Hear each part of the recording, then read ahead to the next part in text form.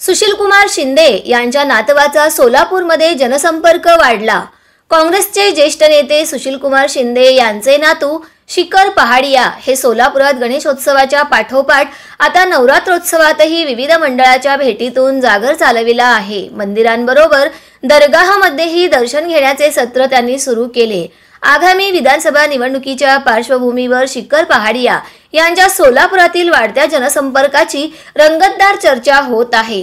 काँग्रेसच्या खासदार प्रणिती शिंदे यांनी यापूर्वी सलग 3 वेळा प्रतिनिधित्व केलेल्या सोलापूर शहर मध्य विधानसभा मतदारसंघासाठी त्यांचा वारसदार कोण याची सार्वत्रिक उत्सुकता कायम असताना त्याचे भाचे हे गणेशोत्सवानंतर पुन्हा नवरात्रोत्सवातही सक्रिय होत जनसंपर्क वाढवल्यामुळे तेच सोलापूर शहर मध्य विधानसभा मतदारसंघात खासदार प्रणिती शिंदे यांचे वारस म्हणून उमेदवार राहणार काय याबाबत स्थानिक राजकीय वर्तुळात चर्चा वाढली आहे।